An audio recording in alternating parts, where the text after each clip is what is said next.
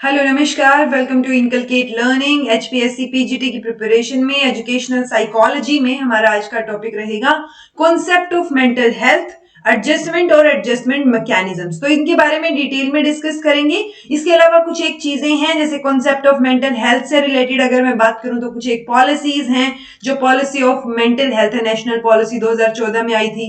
सो कुछ एक चीजें सजेस्ट करूंगी जो मैंने ऑलरेडी करवा रखी हैं चैनल पे, सो वो आप जो है जाके देख सकते हैं। This is presented by me Raveena. Videos informative लगे तो इनकलकेट लर्निंग को लाइक शेयर सब्सक्राइब कर दीजिएगा। आप लोग देखते हैं, लाइक नहीं करते, क्या क्या मतलब क्या चल रहा है ठीक है, तो फीडबैक मिलता है लाइक से या कमेंट से, तो वो किया कीजिए भाई, ठीक है। चलिए, कॉन्सेप्ट ऑफ मेंटल हेल्थ बहुत इंपॉर्टेंट टॉपिक हो जाता है, स्पेसिफिकली जब से एनईपी 2020 आई है तब से, और स्पेसिफिकली कोविड जब से आया था।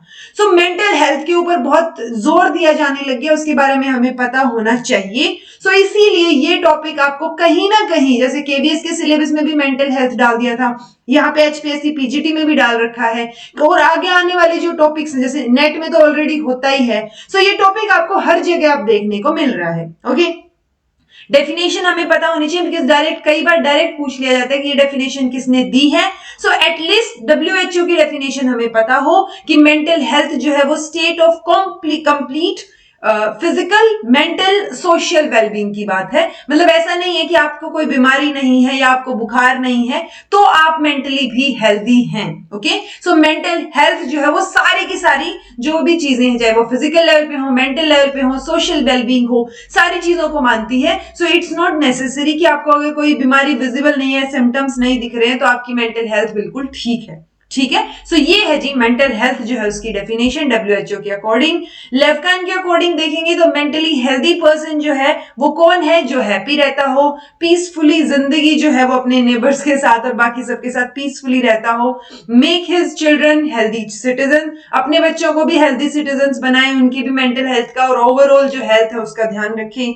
After fulfilling and such basic responsibilities is still empowered with sufficient strength to serve the cause of the society in any way, और किसी भी वे में, मतलब खुश रहे, बाकियों को खुश रखे वाली सिचुएशन, और उसके साथ साथ जो है सोसाइटी को सर्व करने के लिए भी उसके पास कुछ ना कुछ हो, रिस्पॉन्सिबिलिटीज जो है वो ले पाए सोसाइटी की तरफ से। सो ये लेफ्कान की है। ओवरऑल आप देखेंगे कि मेंटली हेल्दी पर्सन जो है वो आपको थोड़े हैप्पी नजर आएंगे, सिचुएशन से डील करने का उनका तरीका अलग होगा, और सिचुएशन से डील करने में जो इमोशनल इंटेलिजेंस यूज होता है या इमोशनल क्वोशंट होता है वो उनका अच्छा होगा। इमोशनल इंटेलिजेंस का टॉपिक नेक्स्ट क्लास में करेंगे, वो भी आपके सिलेबस में मेंशन है। कुछ एक कैरेक्टरिस्टिक देख लेते हैं, जो लोग, मतलब जो कॉन्सेप्ट ऑफ मेंटली हेल्दी हम बोलते हैं ना, तो मेंटल हेल्थ का क्या मतलब है? एक तो ये पॉजिटिव स्टेट ऑफ माइंड है, ठीक है, not मियर absence of mental disorder. कि मान लो मुझे कोई डिसऑर्डर नहीं है बट मुझे स्ट्रेस हो रहा है, एंजाइटी हो रही है, मैं थोड़ा नेगेटिव फील कर रही हूं, दैट मीन्स मेंटली हेल्दी नहीं हूं मैं। ओके, एटलीस्ट उस टाइम के लिए। मेंटल हेल्थ जो है वो एक डायनेमिक कॉन्सेप्ट है, हर एक के हिसाब से चेंज रहेगा। ऐसा नहीं है कि हो सकता है किसी को जो है वो कुछ मेंटल हेल्थ का आइडिया कुछ और लगता हो, किसी और का कोई और पॉइंट ऑफ व्यू हो। सो जो पर्सपेक्टिव्स है वो अलग अलग हो सकते हैं, कॉन्सेप्ट सबके लिए थोड़ा डिफर कर सकता है। तो ये स्टैटिक कॉन्सेप्ट नहीं है, मतलब फैक्चुअल चीज या कोई स्टैटिक चीज नहीं है कि बस यही है और यही मान लीजिए, दैट्स इट। तो ऐसे हार्ड एंड फास्ट डेफिनेशन जो है वो हम नहीं दे सकते। Good physical health is essential for achieving an optimal level of mental health. So अच्छी मेंटल हेल्थ के लिए सबसे पहले तो हमें अच्छी फिजिकल हेल्थ जो है वो भी जरूरी होगी। सो वो एक एसेंशियल फैक्टर हो जाएगा कि आप अगर फिजिकली हेल्थी हैं, मान लो आप जो है आपने अच्छे से खाना नहीं खाया, या आप बहुत वीक हैं, या बहुत हेल्दी हैं, बहुत मोटे हैं, सो उन सब चीजों की वजह से आपकी मेंटल हेल्थ पे इश्यू रहेगा, उसके ऊपर फर्क पड़ेगा, वो चीजें जो है इफेक्ट करेंगी आपकी मेंटल हेल्थ को भी। ओके, सो एक अच्छी फिजिकल हेल्थ होना भी बहुत जरूरी है। There is nothing to be called perfect mental health, जो मैंने अभी आपको बताया कि ये डायनेमिक कॉन्सेप्ट है। सो ऐसा कोई पर्टिकुलर डेफिनेशन या परफेक्टली, मतलब हम ये नहीं बोल सकते कि ये चीजें हों तो आप मेंटली हेल्दी हो। सकता है आपका किसी मोमेंट में स्माइल करने का या कुछ मन ना कर रहा हो, दैट डजंट मीन कि आप मेंटली हेल्दी नहीं है। Okay, so positivity, dynamic concept, physical health का अच्छा होना, ये चीजें हम कंसीडर करेंगे, बट स्टिल मेंटल हेल्थ की कोई भी एक परफेक्ट डेफिनेशन नहीं है। It is better to talk optimum mental health rather than perfect. So एक ऑप्टिमम मेंटल हेल्थ क्या होनी चाहिए वो उसके बारे में हम डिस्कस कर सकते हैं rather than perfect mental health, because perfect तो कोई भी नहीं होता. तो और जब हम परफेक्ट नहीं है सो मेंटल हेल्थ या कोई भी टॉपिक परफेक्ट कैसे हो सकता है, right? So mental health and sociability are not the same thing. ठीक है, सो मेंटल हेल्थ और सोशियबिलिटी सेम चीजें नहीं है, दोनों अलग अलग हैं. ऐसा नहीं है कि जो सोशल पर्सन है या जो इस सब के साथ इंटरेक्ट करता है वो मेंटली हेल्दी हो सकता है, जो सोशल पर्सन हो वो मेंटली हेल्दी ना भी हो, या हो सकता है जो सोशल पर्सन ना हो वो मेंटली हेल्दी हो. सो मेंटल हेल्थ का और सोशल होने का या एक्सट्रोवर्ट होने का कोई लेना देना उससे नहीं है. Mental health is not the same thing as efficiency. So efficient मतलब कोई भी एफिशिएंट पर्सन या सब चीजें अच्छे से करता है, जरूरी नहीं है वो जो है हेल्दी पर्सन होगा ही मेंटली हेल्दी होगा. ठीक है, सो मेंटल हेल्थ का और एफिशिएंट होने का, आप काम में कितनी एफिशिएंसी दिखा पाते हैं उसका भी कोई लेना देना नहीं होता जी. सो मेंटल हेल्थ की बात कर रहे हैं तो मेंटल हेल्थ और हाइजीन दो कॉन्सेप्ट आते हैं. तो मेंटल हेल्थ जो हमने अभी तक बात की कि आप जो है हेल्दी रहें हर एस्पेक्ट में, फिजिकली सोशली हर एस्पेक्ट में, बट जिस तरीके से हम उस मेंटल हेल्थ को अचीव करेंगे ना, तो वो जो means of achieving mental health है वो मेंटल हाइजीन है. ओके, तो ये हमें पता होना चाहिए कि मेंटल हेल्थ और हाइजीन दो अलग चीजें हैं. और कई बार पूछ लिया जाता है कि कौन किसका मीन है, मतलब कई बार पूछ लिया जाएगा कि मेंटल हाइजीन को हम क्या मेंटल हेल्थ के जरिए कुछ करते हैं, अचीव करते हैं? नहीं, हम मेंटल हेल्थ को मेंटल हाइजीन के जरिए अचीव करते हैं. जैसे आप अगर साफ सफाई रखेंगे तभी तो मतलब आप वो हेल्दी रहेंगे ना, और वो साफ सफाई आप हाइजीनिक तरीके से ही रख पाएंगे. तो वो जो हाइजीन है वो किसी भी हेल्थ का क्या रहेगा जी, अचीव करने का तरीका रहेगा. सो चाहे अब मेंटल हेल्थ हो या मेंटल हाइजीन, फिजिकल हेल्थ और फिजिकल हाइजीन, कैसे भी लगा लीजिए, हाइजीन जो होगा वो तरीका है उस पर्टिकुलर हेल्थ को मेंटेन करने का. ओके, अब ये कुछ एक कॉन्सेप्ट है जिनके बारे में आपको पता होना चाहिए, जो मैंने करवा रखे हैं ऑलरेडी, तो रिपीट करने का कोई तुक नहीं बनता. So concept of school mental health, KVS के लिए ये टॉपिक करवाया था डिटेल में और भी, तो उसको देखिएगा एक बार, डिस्कशन वहां पे अच्छा था. देन मेंटल हेल्थ पॉलिसी भी मैंने आपको करवा रखी है, वो भी देखिएगा. चूंकि पीजीटी का पेपर है और अडोलेसेंट वाली स्टेज पे ज्यादा फोकस है, सो आरकेएस के भी देख लीजिएगा. एक अडोलेसेंस एजुकेशन प्रोग्राम जो है सीबीएसई की तरफ से एक मैनुअल भी जारी की गई है. सो मैंने एईपी के ऊपर भी एक वीडियो बना रखी है. तो ये 4 लेक्चर्स आपको देखने हैं जो अभी करा रही हूं, उसके अलावा एटलीस्ट इस टॉपिक के लिए जो हम मेंटल हेल्थ एडजस्टमेंट और उसकी बात कर रहे हैं उसके लिए. ठीक है जी, सो ये हो गया मेंटल हेल्थ का टॉपिक. अब आता है एडजस्टमेंट का टॉपिक. बेसिकली एडजस्टमेंट क्या होता है, कई बार बोलते हैं ना कि ऐसे तो अगर तुम बिल्कुल नाक चढ़ाए बैठे रहोगे तो ऐसे एडजस्ट कैसे कर पाओगे, या मान लो हॉस्टल में गए तो अपने रूममेट के साथ एडजस्ट कैसे कर पाओगे. ठीक है, या मान लो शादी करके ससुराल गई तो लड़की एडजस्ट कैसे करेगी. सो वो एडजस्टमेंट जो है एक बहुत बड़ा टॉपिक हो गया. यानी एडजस्टमेंट एक प्रोसेस होता है जिसमें कोई भी लिविंग ऑर्गेनिज्म एक बैलेंस जो है वो मेंटेन करते हैं अपनी जरूरतों के बीच में, प्लस जो सर्कमस्टांसेस हैं जो उन जरूरतों को अफेक्ट करेंगे उनके बीच में. ठीक है, सो एडजस्टमेंट इज लाइक, मैं एक इंसान हूं, मैं अपने एनवायरमेंट के साथ कितनी हार्मनी में हूं, यानी एनवायरमेंट के साथ मेरी कितनी जमती है. हो सकता है कोई एनवायरमेंट मुझे बिल्कुल पसंद ना हो सकता है मैं हॉस्टल में रह रही हूं लेकिन मुझे अकेला रहना पसंद है और हमारे रूम में 3 लड़कियां हैं, सो वो तो दिक्कत हो जाएगी ना, मैं तो एडजस्ट ही नहीं कर पाऊंगी. So adjustment is all about that individual और that person with respect to that environment. Okay, the most desirable state of adjustment is one in which the individual is perfectly happy and satisfied with all aspects of his life. So ये ट्रैक्सलर का कहना है कि एक most desirable state जो जिसमें सब जाना चाहते हैं कि perfectly happy, और जो perfect तो होता ही नहीं है कुछ. So एक इंसान अगर perfectly happy और satisfied है हर aspect में, कि मतलब वो environment में उसको घर भी ठीक लगता है अपना, किसी से कंपेयर नहीं कर रहा वो, ठीक है, और उसको जो है कि अपनी लाइफ किसी दूसरे की कंपैरिजन में ऐसे बुरी भी नहीं लग रही है. ठीक है, तो वो इंफीरियोरिटी वाली जो चीजें वो सब ना आए. सो एक अच्छी हैप्पी लाइफ जो आप, जहां आप अपनी हेल्थ से भी खुश हैं, अपनी फैमिली से भी खुश हैं, अपने एनवायरमेंट से भी खुश हैं, उसको हम बोलते हैं एक most desirable state of adjustment, जो कि ट्रैक्सलर ने हमें बोला. सो एडजस्टमेंट तो इज लाइक वही ना कि आप अगर सब चीजों में एडजस्ट कर पा रहे हैं, सब चीजें आपके अकॉर्डिंग है या आप उनमें खुश हैं, सो वो एडजस्टमेंट हो गई. बहुत सारे एस्पेक्ट हो सकते हैं। हेल्थ के वे में हम एडजस्टमेंट बात कर सकते हैं। इमोशनल एडजस्टमेंट अलग हो जाएगी कि आप इमोशनल लेवल पे कितना एडजस्ट कर सकते हैं। होम एडजस्टमेंट हो जाएगी, घर में कैसे एडजस्ट कर पा रहे हो। मान लो एक जॉइंट फैमिली है जिसमें सब लोग रहते हैं, चाचा चाची ताऊ ताई आप खुद, तो वो सारों के बीच में या उन सारों के बच्चे भी हैं और हो सकता है बच्चों की भी शादी हो गई हो, तो वो एक बहुत बड़ी जॉइंट फैमिली बन गई। आप कैसे एडजस्ट करेंगे। या हो सकता है न्यूक्लियर फैमिली में भी क्या आपके और पेरेंट्स के साथ आप कैसे एडजस्ट करते हैं, पेरेंट्स आपके साथ कैसे एडजस्ट करते हैं, राइट। स्कूल एडजस्टमेंट होगी, स्कूल में जाके टीचर्स की और आपकी क्या कनेक्शन है, आप कैसे एडजस्ट कर पा रहे हैं चीजों को लेके, या मतलब पॉइंट ऑफ व्यूज भी डिफर करेंगे आपके बहुत जगह। तो टीचर का स्कूल में या बच्चों का बच्चों के साथ या टीचर का टीचर के साथ, सो वो एडजस्टमेंट के बहुत सारे एस्पेक्ट्स हो जाएंगे। ऑक्यूपेशनल एस्पेक्ट हो जाएगा, ऑक्यूपेशनल एडजस्टमेंट जहां आप काम कर रहे हैं वो। देन सोशल एडजस्टमेंट हो जाएगा कि आप सोसाइटी के साथ कैसे एडजस्ट कर रहे हैं, क्या आप एडजस्ट कर पा रहे हैं सोसाइटी के नॉर्म्स के साथ या चीजों के साथ, तो वो भी एक एडजस्टमेंट हो जाएगा।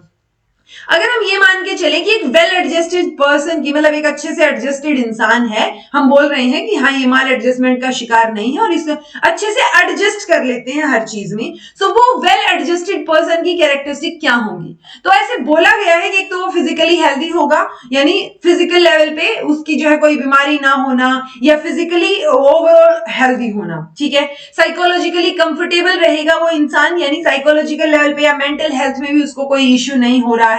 वर्क एफिशिएंसी उसकी बढ़िया निकल के आ रही है कि जो काम कर रहे हैं खुशी खुशी उसके रिजल्ट्स भी अच्छे से आ रहे हैं, आउटकम आ रहा है अच्छे से। सोशली एक्सेप्टेड होगा वो इंसान, कि कई बार होता है ना कि आप अगर दिमाग से या जैसे भी एडजस्टेड अगर नहीं है या सोसाइटी के नॉर्म्स के अकॉर्डिंग नहीं चलते, तो दो एस्पेक्ट आ गए। एक तो मान लो कोई मेंटली माल एडजस्टेड है कि वो जो है अच्छे से बात नहीं कर पाता है, जिसको हम कई बार पागल बोल देते हैं कि ये तो पागल है, तो वो क्या है, बीइंग अ सोसाइटी हम उसको एक्सेप्ट नहीं कर रहे कि इट्स ओके, ये भी नॉर्मल है, ये भी अपनी जगह ठीक है वाली सिचुएशन।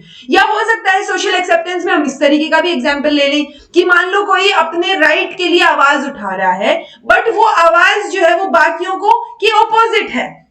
मान लो आपको जो है कोई काम करना है और पेरेंट्स उसके ऑपोजिट हैं, तो वो पेरेंट्स अगर ऑपोजिट है तो वो उनका एक ही रीजन होता है कि सोसाइटी इस चीज को एक्सेप्ट नहीं करेगी, जबकि सोसाइटी हम खुद ही बनाते हैं। तो वो जो सोसाइटी एक्सेप्ट नहीं कर रही ना आपके कोई भी एक्शन को, आपके कोई भी एक्ट को, वो सोशल एक्सेप्टेंस नहीं होगी। और जब सोशली एक्सेप्टेड नहीं है, सो आप जो है एडजस्टेड पर्सन की कैटेगरी में नहीं आते अकॉर्डिंग टू दीज कैरेक्टरिस्टिक्स, ठीक है। सो सोशल एक्सेप्टेंस होनी चाहिए, सेल्फ अंडरस्टैंडिंग की उसको खुद के बारे में सब चीजें पता हो, वो खुद की रिस्पेक्ट करे, सेंस ऑफ सेटिस्फैक्शन हो, वो तो हमने ऊपर डेफिनेशन में भी बात की ना कि एडजस्टेड पर्सन जो है वो क्या रहेगा कि वो अपनी सिचुएशन से, अपने एनवायरमेंट से, अपने जितने भी लाइफ के एस्पेक्ट हैं सबसे सेटिस्फाइड रहे और हैप्पी रहे। इंटेलेक्चुअली डेवलप्ड मिलेगा वो इंसान, इमोशनली कंट्रोल्ड होंगे, इमोशनल क्वोशिएंट हमें अच्छा देखने को मिलेगा और इमोशनल इंटेलिजेंस देखने को मिलेगी। फ्लेक्सिबिलिटी होगी बिहेवियर में, ऐसा नहीं है कि बिल्कुल रिजिड हो जाए और किसी बात पे अड़ ही जाएं, तभी तो एडजस्ट होगी ना। जो बिल्कुल ऐसे फ्लेक्सिबल नहीं होते, रिजिड हो जाते हैं, उनको तो ऐसे अड़ियल बोल के बोल देते हैं कि तो एडजस्ट ही नहीं करते, राइट। सो हेल्दी एटीट्यूड्स होंगे, इंटरेस्ट होंगे, हेल्दी फिलोसफी होगी लाइफ के लिए कि भाई जीनी है और दूसरों को भी जीने देना है। ओके, तो ये कैरेक्टरिस्टिक होंगी वेल एडजस्टेड पर्सन की। अगर कोई इंसान वेल एडजस्टेड नहीं है, सो ऑब्वियसली वो माल एडजस्टेड है, यानी माल एडजस्टमेंट की एडजस्टमेंट नहीं हो पा रही है। किसके बीच में नहीं हो पा रही है, पर्सन और एनवायरमेंट के बीच में नहीं हो पा रही है। जो मैंने अभी आपको बताया कि मेरा एनवायरमेंट, अगर मैं अपने एनवायरमेंट में एडजस्ट नहीं कर पा रही या मेरे एनवायरमेंट मेरे अकॉर्डिंग नहीं है चीजें, सो वो माल एडजस्टमेंट हो गई ना। It results from the frustration of the needs. तो जरूरतें, मान लो मेरे को जरूरत तो है कि मैं अकेली एक रूम में रहूं, लेकिन मुझे हॉस्टल में या पीजी में किसी और के साथ रहना पड़ रहा है, तो वो फ्रस्ट्रेशन हो जाएगी वहां पे नीड्स की कि आपको जरूरत क्या है, आप करना क्या चाह रहे हैं, हो क्या रहा है। सो वो माल एडजस्टेड जो है वो वहां पे रहेगा। अब माल एडजस्टमेंट भी कई डिग्रीज में हो सकती है। एक होगी ऑर्डिनरी सी माल एडजस्टमेंट है, मतलब माइनर माल एडजस्टमेंट है कि आपने किसी छोटी सी बात के लिए झूठ बोल दिया, पेरेंट्स के जो है पेरेंट्स से झूठ बोल दिया या अपने पार्टनर से झूठ बोल दिया किसी भी एस्पेक्ट में, या डिसओबे कर दिया किसी को, क्वाल से झगड़ा कर लिया किसी से, चोरी कर ली, पेरेंट्स के ही पर्स से पैसे चुरा लिए। सो वो कई एस्पेक्ट हो जाएंगे। लेकिन ये जो माल एडजस्टमेंट एडजस्टमेंट है ये माइनर लेवल की है, यानी इससे थोड़ी सी बड़ी हरकतें, थोड़ी सी सीरियस माल एडजस्टमेंट क्या आ जाएगी कि मेंटल ब्रेकडाउन हो रहा है या एक्सट्रीमली नर्वस हो रहे हैं आप किसी चीज में, नर्वस इतने हो रहे हैं कि न्यूरोसिस ओवरटेक कर लेता है आपको, और बाकी जो है और भी मेंटल डिसऑर्डर या नर्वस डिजीज जैसे न्यूरोस्थेनिया, हिस्टेरिया, मल्टीपल पर्सनालिटी डिसऑर्डर्स जो होते हैं, सो वो क्या है कि आप बिल्कुल भी वहां पे एडजस्ट नहीं कर पा रहे, तो वो ऑर्डिनरी से थोड़े सीरियस लेवल की चीजें हो गई। यानी ये जो मेंटल कॉन्फ्लिक्ट है, जो यहाँ सीरियस माल एडजस्टमेंट जिसको हम बोल रहे हैं, वो लंबे टाइम से चल रही है, और जो वो है ना मतलब कॉन्फ्लिक्ट्स जो है आते आते कि आप एनवायरमेंट से एडजस्ट नहीं कर पा रहे और वो कॉन्फ्लिक्ट की सिचुएशन में एक मेंटल ब्रेकडाउन हो जाता है। ठीक है, अगर इससे भी ज्यादा सीरियस हो उसको बोलते हैं ग्रेव माल एडजस्टमेंट। ठीक है, तो इसमें जो बिहेवियरल डिसऑर्डर्स होते हैं वो आ जाते हैं कि इंसान मेंटली जो है बिल्कुल ठीक नहीं है, साइकोटिक भी इसको बोल देते हैं, यानी इंडिविजुअल जो है वो बिल्कुल इनसेन है या लुनाटिक है, मतलब इनसेन हम एक तरीके से पागल को ही बोल देते हैं कि आउट ऑफ सेंसेस, कि सेंसेस भी उसके ठीक से काम नहीं कर रहे हैं। इसमें हम शिजोफ्रेनिया, पैरानॉइड, मैनिक डिप्रेशन बहुत डीप, मतलब जो लास्ट स्टेज होती है ना एक तरीके से बहुत डेंजरस स्टेज, यहां से डिप्रेशन से निकालना मुश्किल हो जाता है, मैनिक डिप्रेशन होगा। इन्वोल्यूशनल मेलकोलिया, तो ये अलग अलग तरीके के डिसऑर्डर्स जो हैं वो ग्रेव माल एडजस्टमेंट में आ जाएंगे, यानी ऑर्डिनरी, सीरियस और ग्रेव एक तरीके से वो होता है ना, आई थिंक उसको भी बोलते हैं कुछ तो जो क्या बोलते हैं, अपनी कब्र खोद देने को ग्रेव करना बोलते हैं आई थिंक। सो पॉइंट सिर्फ इतना सा है कि ऑर्डिनरी से लेके ग्रेव तक सीरियसनेस इंक्रीज हो रही है माल एडजस्टमेंट की, तो डिग्री ऑफ माल एडजस्टमेंट जो वो सबसे ज्यादा ग्रेव माल एडजस्टमेंट में होगी। सो वर्ड आपको एटलीस्ट पता हो कि अगर ऑर्डिनरी बोला जा रहा है तो आपके दिमाग में लाइंग, डिसओबीडियंस, तो ये सारी चीजें चले, सीरियस बोला जा रहा है तो उसके कंपैरिजन में थोड़ी सीरियस चीजें आ गई, और अगर ग्रेव माल एडजस्टमेंट है तो सबसे ज्यादा सीरियस चीजें यहां देखने को मिलेंगी। माल एडजस्टमेंट डिटेक्ट कैसे करेंगे, बहुत सारे तरीके हैं, जैसे फिजिकल सिम्टम्स कई बार देखने को मिलते हैं कि कोई इंसान हकला के बोल रहा है, स्टैमर कर रहा है, स्टटरिंग कर रहा है, या स्क्रैच कर रहा है हेड को, मतलब ऐसे ऐसे करके ना सर में खुजा रहा है, या सोच रहा है, सो वो माल एडजस्टमेंट, या नेल बाइट कर रहे हैं, थंब सकिंग कर रहे हैं, यानी फिजिकल लेवल पे ये सिम्टम्स हमें दिख सकते हैं, यानी रॉकिंग फीट भी एक इसका हो सकता है, रेस्टलेसनेस हो सकती है बॉडी में, सो वो क्या है, आप एडजस्ट नहीं कर पा रहे उन चीजों के लिए। देन है इमोशनल लेवल पे कि आप एक्सेसिव चिंता करते हैं, बहुत वरी होती है, एक नफरत जो है वो मन में है, फियर है, सो वो माल एडजस्टमेंट की जो है चीजें आपको ये सिम्टम्स दिखाई दे सकते हैं। देन बिहेवियरल डेविएशन, यानी बिहेवियर में ही चेंजेस आ रही हैं, विड्रॉइंग की टेंडेंसी आपकी हो रही है, या नर्वस बिहेवियर हो रहा है, बुलिंग, लाइंग, स्टीलिंग, सो ये बिहेवियर में है ये चीजें। इमोशनल लेवल पे कि आप टेंशन ले रहे हैं, इमोशन से रिलेटेड सिम्टम्स, और फिजिकल लेवल पे जो आपको दिख रहे हैं सिम्टम्स वो रहेंगे। ठीक है जी, तो ये डिटेक्शन ऑफ माल एडजस्टमेंट हो गया। इनके ये तो ऑब्जर्वेशन और इंटरव्यू के थ्रू हम डिटेक्ट कर लेंगे कि अगर हम ऑब्जर्व कर रहे हैं किसी को, हमें पता चल रहा है कुछ सिम्टम्स दिख रहे हैं, या हम इंटरव्यू ले रहे हैं और उससे बातचीत करके जानने की कोशिश कर रहे हैं। उसके अलावा भी बहुत सारी टेक्निक्स होती हैं, बहुत सारी जो टेस्ट होते हैं जिनको हम इन्वेंटरीज बोलते हैं, उनका यूज करके जो ऑलरेडी बने हुए हैं, तो उनको लेके क्वेश्चनियर्स वगैरह फिल करवा के हम पता कर सकते हैं अगले इंसान के साथ क्या दिक्कत जो है वो फेस कर रहा है। ओके, सो ये सारे के सारे नाम याद रखने की जरूरत नहीं है, एक बार नाम अगर दिख गए,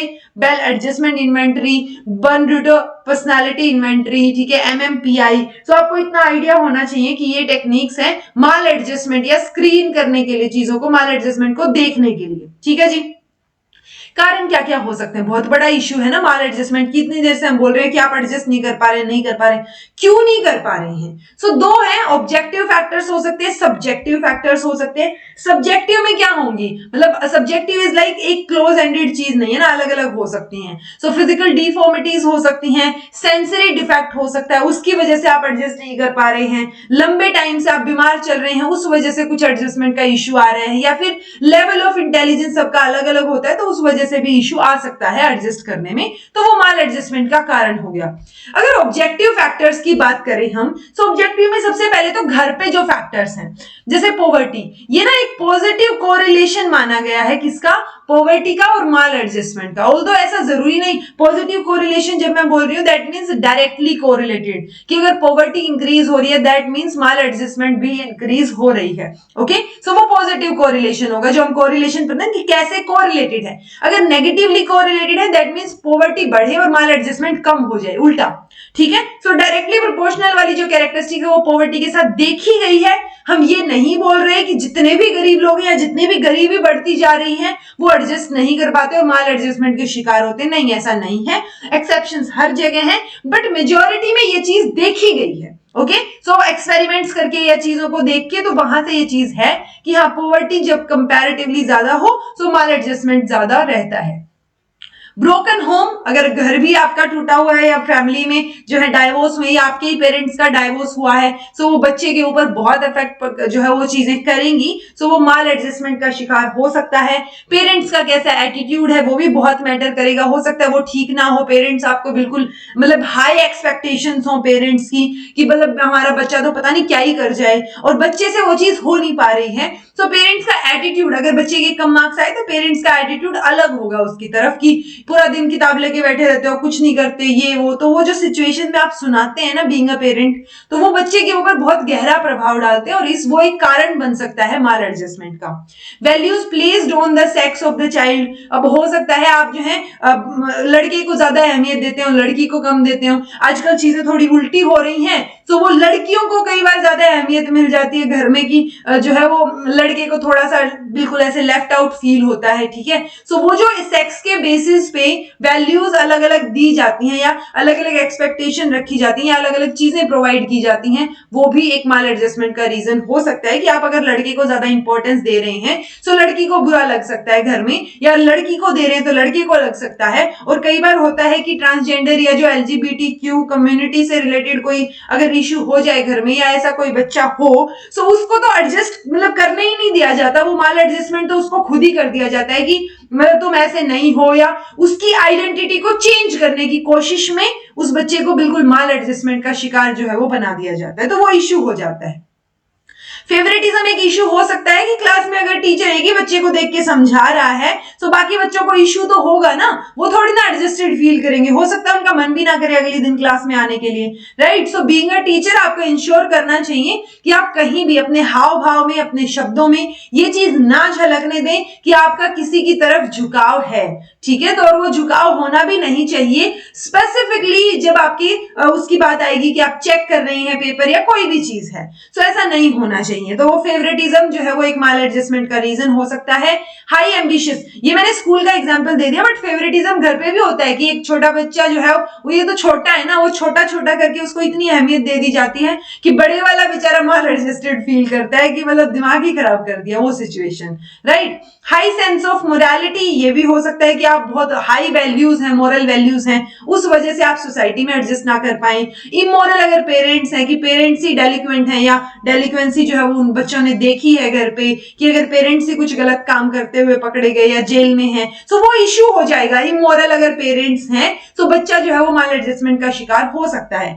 अडॉप्शन का हो सकता है कि कई बार जब हम बच्चे को अडॉप्ट करते हैं और अडॉप्टेड बच्चे को जब पता चलता है कि वो अडॉप्टेड है, यानी जो पेरेंट्स हैं उसके वो रियल पेरेंट्स हैं ही नहीं, सो वो सिचुएशन में भी एक बहुत माल एडजस्टमेंट बच्चे की हो सकती है कि वो मेंटली डिस्टर्ब हो जाए और एकदम से उसको लेफ्ट आउट फील हो के ऐसे लगे कि ये तो मतलब एहसान कर रहे हैं मेरे पे या मेरे को ये क्यों ले आए, तो वो बहुत सारे रीजंस या बहुत सारे थॉट्स बच्चे के माइंड में चलेंगे। सो अडॉप्शन जो है वो भी एक रीजन हो सकता है माल एडजस्टमेंट का। इसीलिए जब भी ये सिचुएशन हो अडॉप्शन वाली, तो बच्चे को एक तरीके से वेल डेवलप्ड जब हो जाए उस तरीके और सही तरीके से बताना बहुत जरूरी हो जाता है बात को। स्कूल्स पे फैक्टर्स की बात करें तो माल एडजस्टेड टीचर्स की टीचर्स नहीं एडजस्ट कर पा रहे हैं, टीचर्स का बिहेवियर, अनसुटेबल कोर्सेज हैं, रिक्रिएशनल फैसिलिटीज की कमी है, मतलब बस रट्टाफिकेशन चल रहा है, और एबिल्स ऑफ एग्जामिनेशन यानी एग्जाम प्रेशर या एग्जाम में एग्जाम करके बिल्कुल ऐसे सर पे बिठा रखी है सारी चीजें कि करके ही आनी है, क्रैम करो, जो भी करो पेपर में लिखी होनी चाहिए। सो ये कुछ एक फैक्टर्स हो सकते हैं जहां पे बच्चा माल एडजस्टेड फील करे। इसके अलावा सोशल फैक्टर्स भी हो सकते हैं, जैसे नेबरहुड जो है वो बैड है, वहां पे आपको गलत चीजें सुनने को मिलती हैं, या हो सकता है आपको गाली गलौज सुनने को मिले आसपास, सो वो बच्चे वहीं से सीखते हैं। ओके सो वहां से ही जब बच्चे सीखेंगे तो वो भी या तो डेलिक्वेंसी की तरफ चले जाएंगे अगर एनवायरमेंट अच्छा नहीं है, नेबरहुड अच्छा नहीं है, और माल एडजस्टेड तो वो फिर होंगे ही कि वो एडजस्ट नहीं कर पाएंगे कि मतलब पड़ोसी के बच्चे को ये चीज मिली है तो मुझे भी चाहिए। सो वो एक एनवायरमेंट का बहुत बड़ा इफेक्ट वहां पे हो जाएगा, बच्चे जो है माल एडजस्टमेंट के शिकार हो सकते हैं। क्लब्स जो है स्कूल के अंदर या प्लेग्राउंड्स या लाइब्रेरीज है सोसाइटी में वो अगर अवेलेबल नहीं है तो उसकी वजह से भी माल एडजस्टमेंट एक रीजन हो सकता, वो भी एक रीजन हो सकता है। मोबिलिटी, जैसे मोबिलिटी भी बहुत सारी चीजों में होती है, चाहे वो कास्ट बेसिस पे हो, रिलीजन बेसिस पे हो, सो वो एक माल एडजस्टमेंट का रीजन हो सकते हैं। फिल्म्स हो सकती हैं कि आप ऐसी कोई फिल्म देख रहे हैं जहां पे मतलब एक हाई लेवल ऑफ एक्सपेक्टेशन कर दी, जैसे आजकल तो ये जो करण जौहर वाली मूवीज होती थी ना, सो कॉल्ड रोमांटिक मूवीज, उसकी वजह से एक एक्सपेक्टेशंस बढ़ गई। अब लोगों की जब एक्सपेक्टेशंस बढ़ रही हैं तो वो अपने पार्टनर के लिए भी तो एक्सपेक्टेशन बढ़ेंगी ना, और हर इंसान वैसा तो नहीं हो सकता जैसे करण जौहर की मूवी में दिखा रखा है। सो उसकी वजह से जो एक्सपेक्टेशन अलग लेवल की हो गई है अपने पार्टनर से भी या पेरेंट्स से भी, सो वो उनकी वजह से मतलब फिल्म्स का एक जो है गलत प्रभाव यहाँ पे देखने को मिल सकता है, बिकॉज फिल्म कहीं ना कहीं सोसाइटी को रिप्रेजेंट करती है, जो सोसाइटी में हो रहा हो, और जो फिल्म में हो रहा है वो सोसाइटी को अफेक्ट करता है। क्लास में जो डिफरेंसेस हैं वो हो सकते हैं, वो रीजन हो सकते हैं। एम्प्लॉयमेंट इनसिक्योरिटी हो सकती है कि आपने इतना पढ़ लिख लिया और जॉब नहीं मिल रही है, उसकी वजह से भी माल एडजस्टमेंट हो सकता है। सोशल लॉज या बाइंडिंग्स जो बिल्कुल ऐसे कर दी जाती है ना ट्रेडिशन के नाम पे कि अच्छा सेम कास्ट में या सेम रिलीजन में शादी होनी चाहिए, या और जो पर्टिकुलर स्टीरियोटाइप्स बने होते हैं किस बेसिस पे कि कल्चर है ये हमारा, तो उस बेसिस पे जो बाइंडिंग्स होती हैं, मतलब ठीक है ना, कल्चर आप बच्चे को सिखाओ, अगर उसको समझ आता है तो वो फॉलो करे, नहीं आता है तो वो अपने तरीके से चले, वो सिचुएशन होनी चाहिए। बट जब वो सिचुएशन नहीं होती, सोशल लॉज को बिल्कुल ऐसे बाइंड कर दिया जाता है, तो माल एडजस्टमेंट का रीजन ये हो सकते हैं। ट्रीटमेंट क्या होगा माल एडजस्टेड चाइल्ड का? तो सबसे पहले तो आप मेडिकल एग्जामिनेशन करें, फिजिकली या ओवरऑल चेक करें कि बच्चा ठीक तो है फिजिकली, तो मेडिकल एग्जामिनेशन के थ्रू हम पता कर सकते हैं। चेंजिंग द चाइल्ड्स एनवायरमेंट, तो एनवायरमेंट को चेंज कर सकते हैं हम बच्चे का। हो सकता है कि मेडिकल लेवल पे हमें कोई दिक्कत ना मिली हो बच्चे में, चाहे वो मेंटल लेवल पे हो या फिजिकल लेवल पे हो, तो मेडिकल एग्जामिनेशन के थ्रू हमें कुछ नहीं मिला, फिर भी अगर हमें फील हो रहा है कि बच्चा जो है थोड़ा सा डिस्टर्ब है, तो बच्चे का एनवायरमेंट चेंज करना जरूरी है। Changing the attitude of the individual जरूरी है, एटीट्यूड ऑफ पेरेंट्स और टीचर्स भी जरूरी है, जो मैंने आपको एडोलेसेंस के टाइम पे भी एग्जाम्पल दिया था कि बच्चों को कंपेयर ना करें। तो जब बच्चों को आप कंपेयर करते हैं तो वो भी एक माल एडजस्टमेंट का रीजन हो सकता है। और कई बार मैं आप लोगों को बताती हूँ कि आप बच्चों कंपैरिजन मत कीजिए, मैं ये बहुत बार बताती हूँ, फिर भी मुझे कंपैरिजन कमेंट बॉक्स में ही देखने को मिल जाता है कि आप लोग टीचर्स को आपस में कंपेयर करते हो कि आप तो उससे बेटर हैं या वो अच्छा पढ़ाते हैं, तो वो चीज नहीं होनी चाहिए। बिकॉज आपको जिसका समझ आ रहा है आप उससे समझ लीजिए, बट जिसका नहीं समझ आ रहा उसके प्रति उल्टा मत बोलिए, बिकॉज वो कंपैरिजन की क्वालिटी एक बार आ गई ना आप में। अब चाहे आप किसी टीचर को कंपेयर कर रहे हैं, कल को आप जाएंगे तो स्कूल में बच्चों को डेफिनेटली कंपेयर करेंगे आप, ओके। सो वो कंपैरिजन वर्ड ही आपको हटाना है, चाहे आपके लाइफ में गर्लफ्रेंड है, बॉयफ्रेंड है, पार्टनर है या भाई बहन है, आपको किसी के साथ भी कंपेयर नहीं करना है। और अगर कोई कर रहा है तो समझाने की कोशिश कीजिए, अगर नहीं समझ रहा है तो थोड़ा सा अवॉइड कीजिए उस इंसान से कांटेक्ट। कई बार होता है पेरेंट्स ही कंपेयर करते हैं अपने ही बच्चों में या अपने बच्चों को दूसरों के साथ, ठीक है, तो वो कंपैरिजन बहुत बुरी चीज होती है। मैं मोस्टली वीडियोस में जहां मेरे को ये चीज मैं कनेक्ट कर पाती हूँ वहां मैं आप लोगों को हमेशा बताती हूँ कि कंपेयर मत कीजिए, चाहे टीचर्स को, चाहे पेरेंट्स को, चाहे किसी को भी किसी से कंपेयर मत कीजिए। इंडिविजुअल डिफरेंसेस को ध्यान में रखिए। बीइंग अ टीचर आपको ये चीज ध्यान रहनी चाहिए कि इंडिविजुअल डिफरेंसेस एग्जिस्ट करते हैं और हमें किसी को भी कंपेयर नहीं करना है। अब टीचर का स्पेसिफिकली क्या रोल रहेगा कि वो माल एडजस्टमेंट को कम कर पाए? एक तो वो ऑब्जर्व करें स्पेशल प्रॉब्लम्स को कि दिक्कत क्या आ रही है, कहां से माल एडजस्टमेंट मतलब कारण क्या हो रहा है, उसको ठीक करने की कोशिश करें। एक अच्छा रिलेशनशिप मेंटेन करके रखें, मोरल बिल्ड करें बच्चों का, इंटरेस्ट डेवलप करें पढ़ाने के दौरान। और ये चीजें आपके अभी जो इंटरव्यूज होंगे आपके किसी भी एग्जाम के, उनमें भी हेल्प करेंगे आपको कि आप कैसे जो है इंटरेस्टिंग बना सकते हैं पढ़ाई को, कैसे इंटरेस्टिंग वे में पढ़ा सकते हैं। Planning the role of competition, कई बार होता है ना कि हम ओवर कॉम्पिटिटिव हो जाते हैं बीइंग अ टीचर की, मतलब कौन फर्स्ट आएगा ये वो, तो वो ओवर कॉम्पिटिशन के चक्कर में बच्चों का दिमाग जो है मेंटल हेल्थ के ऊपर असर पड़ता है। सो हमें ये पता होना चाहिए कि कितना कंपटीशन का लेवल हमें रखना है, कि कंपटीशन का रोल कितना रहेगा, ताकि हम ज्यादा इस चीज पे फोकस दे पाए कि बच्चा खुद से ही चीजों को कंपेयर करे कि उसने कितना इंप्रूव किया है, उसने क्या क्या चीजें ठीक की हैं अपनी, राइट। सो वो मास्टरी लर्निंग पे फोकस होना चाहिए रादर देन कंपटीशन। सो बहुत ज्यादा कंपटीशन पे फोकस ना हो, इसलिए कंपटीशन का कितना रोल रहेगा पूरे के पूरे करिकुलम में वो प्लान हमें करना चाहिए। पेरेंट्स से कांटेक्ट करते रहें आप, उनसे मतलब बातचीत से ही तो पता चलेगा ना बच्चा घर पे कैसे बिहेव करता है। इंडिविजुअल डिफरेंसेस आपको पता ही होते हैं, तो इंडिविजुअल डिफरेंसेस के बेसिस पे या जो डाइवर्सिटी है क्लास में उस बेसिस पे आप एक्ट करें। चाइल्ड गाइडेंस क्लिनिक्स भी होते हैं, जो एडोलेसेंस क्लिनिक्स, अभी जो आप AEP पर नहीं RKS के जो पढ़ेंगे उसके अंदर मैंने आपको करवा रखा है, एडोलेसेंस से रिलेटेड स्पेसिफिकली एडोलेसेंस के गाइडेंस क्लिनिक्स भी होते हैं, तो वो एक बार जरूर देख लीजिएगा, ठीक है। अब एडजस्टमेंट के मैकेनिज्म, सो एडजस्टमेंट मैकेनिज्म की जब हम बात करेंगे तो कुछ एक पर्टिकुलर कैरेक्टरिस्टिक होते हैं। Adjustment mechanism is like defence mechanism भी इनको हम बोल सकते हैं, जो सिगमंड फ्रॉइड ने हमें बताए थे। ओके, तो अगर मैंने आपको बोला था कि सारी की सारी थियरीज आपको करनी है, तो अगर आपने सिगमंड फ्रॉइड वाली वीडियो देखी होगी, सिगमंड फ्रॉइड की जो थियरी मैंने कराई थी, उसमें मैंने तीनों की तीनों सिगमंड फ्रॉइड ने जो जो चीजें बताई थी मैंने सारी एक में ही करवा रखी हैं। सो वो जो डिफेंस मैकेनिज्म वाला पार्ट है वो आपको पता होना चाहिए। सो एक बार सिगमंड फ्रॉइड को देख लीजिएगा, ठीक है। अच्छा, ये जो मैकेनिज्म्स होंगे ना, मतलब आप किसी चीज से बचना चाह रहे हैं, ये डिफेंस मैकेनिज्म है एक तरीके से, तो ये अनकॉन्शियसली होंगे, जो कि ईगो सेटिस्फेक्शन के लिए होंगे, ये मैंने आपको बता रखा है ऑलरेडी। सो अनकॉन्शियस मेथड्स होंगे, सब लोग इसको यूज करते हैं, कई बार हमें आइडिया भी नहीं होता कि हम यूज कर रहे हैं डिफेंस मैकेनिज्म्स। प्रोटेक्टिव ओरिएंटेशन के लिए यूज किए जाते हैं कि आप बचना चाह रहे हैं पर्टिकुलर चीज से।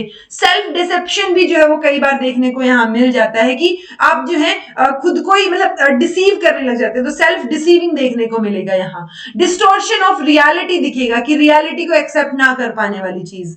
Then indicative of abnormality, defence mechanism के चक्कर में हम अबनॉर्मल तरीके चीजें कुछ, या मान लो हम डिनायल मोड में चले जाएं तो वो डिनायल वाला डिफेंस मैकेनिज्म हो जाएगा कि आप मान ही नहीं रहे हैं कोई चीज हो रही है, ठीक है। सेम यहाँ सेल्फ डिसेप्शन में होता है कि आप खुद को ही झांसे में रख रहे हैं, देखा जाए तो सेल्फ डिसेप्शन में क्या, अगर मैं एक एग्जांपल दूं आपको, तो मान लो कि आपको पता है कि बीइंग अ पेरेंट आपका बच्चा कहीं ना कहीं तो गलत चीज में इन्वॉल्व लग रहा है, आपको ना थोड़े हिंट्स मिल रहे हैं, बट आप अपने मन को तसल्ली दे रहे हैं कि नहीं नहीं मेरा बच्चा ऐसा नहीं कर रहा, ओके। या फिर कोई और रीजन हो सकता है कि मान लो आपका पार्टनर, आपको ये हिंट्स मिल रहे हैं कि आपका पार्टनर आपके ऊपर चीट कर रहा है, लेकिन आप अपने आप को तसल्ली दे रहे हैं कि नहीं नहीं ऐसा नहीं है, ओके। तो वो क्या है, सेल्फ डिसेप्शन है कि खुद को आप किसी और चीज का भरोसा दिला रहे हैं, वो भी एक तरीके से एडजस्ट करने की आप ट्राई कर रहे हैं। कुछ एक एडजस्टमेंट मैकेनिज्म्स देख लेते हैं हम। प्रोजेक्शन, ये कॉमन टेंडेंसी होती है दूसरे को ब्लेम कर देना, मतलब इट्स लाइक जैसे कई बार होता है ना कि अगर रोटी अच्छी नहीं बनी तो तवे की गलती है, मतलब बनाने वाले की थोड़ी ना है, ये तवा ही ऐसा था इसलिए ये अच्छी नहीं बनी। सो ये बहुत बेसिक एग्जांपल है जब आप खुद की गलतियों के लिए किसी और को ब्लेम करने लग जाएं, ओके। कि मान लो आप जो है एग्जाम में फेल हो गए और आप बोल रहे हैं कि एग्जाम तो लीक होते हैं ना, तो जिनके पास होते हैं एग्जाम उन्हीं को पता होते हैं आंसर्स, तो हम तो कितना ही पढ़ जाओ हमें थोड़ा ना पता चलेंगे। तो वो क्या है, आप ब्लेम कर रहे हैं, किसी और सिचुएशन को ब्लेम कर रहे हैं या किसी और पर्सन को ब्लेम कर रहे हैं। सिंपली पढ़ा आपने नहीं है और आप ब्लेम कर रहे हैं कि एग्जाम लीक हो रहे हैं, ये क्या बात हुई, ठीक है। तो वो प्रोजेक्शन में रहेगा, यानी we see in others that which we have in ourselves, जो गलती हमारे में है हम दूसरे में देखने की कोशिश कर रहे हैं, हम दूसरे को ब्लेम कर रहे हैं। अगर इसका ऑपोजिट हो कि दूसरे में कोई चीज है और आप अपने में ढूंढने की कोशिश कर रहे हैं, ठीक है। मान लो एक हस्बैंड है with this tendency, looks upon the wishes of his wife as his own wishes, और उसके साथ कभी झगड़ा नहीं कर रहा कि ठीक है इसकी जो विशेस है वही मेरी विशेस है वाली सिचुएशन, ठीक है। तो ये कॉन्ट्रेरी रहेगा प्रोजेक्शन से, मतलब हम कोई अच्छी चीज दूसरे इंसान में देख, दूसरे इंसान में जो अच्छी चीज है वो आप खुद में ही देख रहे हैं और फुलफिल कर रहे हैं चीजों को। सो इंट्रोजेक्शन और प्रोजेक्शन एक दूसरे के ऑपोजिट है। कंपनसेशन, आपको एक चीज में अचीवमेंट नहीं मिली, मान लो आप डॉक्टर बनना चाह रहे थे और आपको अचीवमेंट नहीं मिली, तो आपने कंपनसेशन के लिए नर्स का कोर्स कर लिया और आप नर्स बन गए। सो आप फील्ड तो सेम में चले गए, तो जो आप मतलब, या फिर ये भी हो सकता नहीं, कंपनसेशन में ये हो सकता है कि आप डॉक्टर बनना चाह रहे थे, आप उस फील्ड में कुछ नहीं कर पाए, आपने कोई और फील्ड चुना, मान लो टीचर बन गए और उसमें आपने बहुत अच्छे टीचर बन गए, आप ऐसे स्टार टीचर की सब लोग आपको प्यार करते हैं, आपका सबको समझ आता है। सो वो क्या, आपने कंपनसेशन कर लिया कि एक फील्ड में आप अचीव नहीं कर पा रहे थे, फेल हो रहे थे, तो दूसरे फील्ड में आपने ओवर अचीव कर लिया। ओके, वो कंपनसेशन होगा। डिस्प्लेसमेंट मतलब रीडायरेक्शन कर दिया आपने इंपल्स की, कि बॉस ने आपको डांटा, आपने बच्चे को डांट दिया, तो वो क्या हुआ, आपने डिस्प्लेस कर दिया उस गुस्से को। सब्लिमेशन डिस्प्लेसमेंट जैसा ही होता है, but take place when we manage to displace our unacceptable emotions. So कई बार ये तो क्या हो गया कि मान लो बॉस ने मेरे पे गुस्सा किया, मैंने बच्चे पे गुस्सा कर दिया, अगर मैं बच्चे पे गुस्सा करने की बजाय किसी कंस्ट्रक्टिव तरीके से जो सोशली एक्सेप्टेबल, मान लो मैं कोई और काम करने चली जाऊं, या मान लो मैं फुटबॉल खेल लूं, तो अपनी एनर्जी मैंने क्या है कंस्ट्रक्टिव वे में कहीं और डाल दी। पॉइंट ये है कि जब मैं बच्चे को डांट रही थी तो वो डिस्ट्रक्टिव वे हो गया, वो डिस्प्लेसमेंट है कि जो आपको चीज मिली थी आपने बच्चे के ऊपर गुस्सा निकाल दिया। सब्लिमेशन में हम डिस्प्लेस तो कर रहे हैं इमोशंस को, लेकिन एक एक्सेप्टेबल बिहेवियर में कर रहे हैं, डिस्ट्रक्टिव एक्टिविटी में नहीं कर रहे हैं। Then है जी identification adjustment mechanism which enables one to achieve satisfaction from the success of other people, group या organization, कि आप किसी और के साथ आइडेंटिफाई करने लगते हैं, किसी और में खुद को देखने लगते हैं, ठीक है, सो वो आइडेंटिफिकेशन हो जाएगा। देन है रिग्रेशन, इसमें क्या रहेगा, ego reverts to an earlier stage of development usually in response to stressful situation, यानी आप रिग्रेट करते हैं बेसिकली जब आप ट्रबल में होते हैं या डरे हुए होते हैं, सो एक मोर प्रोमिनेंट चाइल्डिश बिहेवियर या प्रिमिटिव बिहेवियर, या मान लो आप एडोलेसेंस स्टेज में है और आपको किसी चीज से डर लगा, तो जो एडोलेसेंस से पहले वाली स्टेज में होता था, या मान लो आप लेटर चाइल्डहुड में है और जैसे बेड यूरिनेशन वाली जो या बेड वेटिंग वाली जो क्वालिटी होती है, क्वालिटी क्या बोले मतलब जो इश्यू होता है, वो उससे पहले वाले कि जो 5-6 साल तक के स्टेज होती है, वहां आ सकता है ये इश्यू बेड यूरिनेशन वाला। सो वो चीज अगर आपकी अगली स्टेज में दिख रही है, दैट मींस कि आपको जैसे ही कोई दिक्कत आती है आप पिछली स्टेज पे शिफ्ट हो जाते हैं, कि मान लो एडोलेसेंट है, उसको कोई दिक्कत आई तो स्ट्रेसफुल सिचुएशन हुई तो वो रोने लग गए। यूजुअली बच्चों का काम होता है कि जब वो हैंडल नहीं कर पाते तो रोने लग जाएं, तो वो पीछे वाली स्टेज की कैरेक्टरिस्टिक दिखाने लग जाएंगे, स्ट्रेसफुल सिचुएशन में वैसे बिहेव करने लग जाएंगे। सिंपैथिज्म यानी पीपल जो है जब कोई दिक्कत हो रही हो तो आप किसी से सिंपैथी लेने की कोशिश कर रहे हैं या उसको अपनी सिचुएशन, डिफिकल्ट सिचुएशन के बारे में बता रहे हैं ताकि अगला इंसान आपके साथ सिंपैथाइज करे।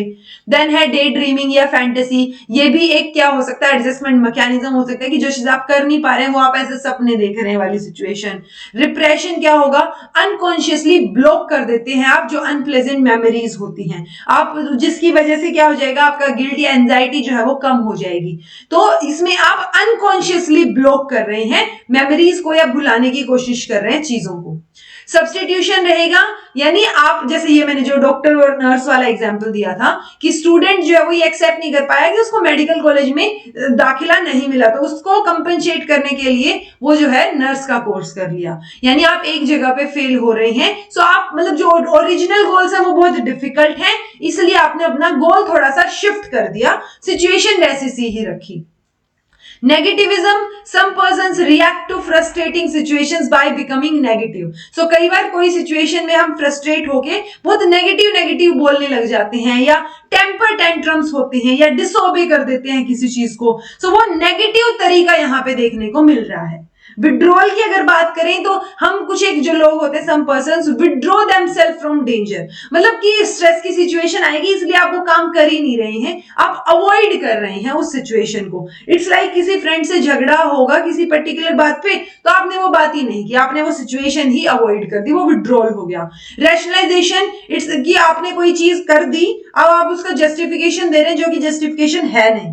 मतलब वो होता है ना कि अंगूर खट्टे हैं, भाई आपसे अंगूर टूटे नहीं इसलिए आप बोल रहे हैं खट्टे हैं। सो आप एक रैशनल तरीके से रीजन देने की कोशिश करते हैं अपने आप को। तो ये हो गए डिफेंस मैकेनिज्म्स। सो एडजस्टमेंट कर लिया हमने, एडजस्टमेंट मैकेनिज्म्स कर लिए, मेंटल हेल्थ कर लिया। सो आई होप आपको ये तीनों टॉपिक समझ आए हो। समझ आया हो तो कमेंट करके बता दीजिएगा, नहीं समझ आया हो तो कमेंट करके पूछ लीजिएगा। This was all about today. Thank you so much for watching. Be happy, keep smiling, subscribe to inculcate learning. क्यों नहीं कर रहे सब्सक्राइब? तो जल्दी जल्दी सब्सक्राइब करो और अपने फ्रेंड्स के साथ भी शेयर करो। And be consistent in your studies. B happy, keep smiling.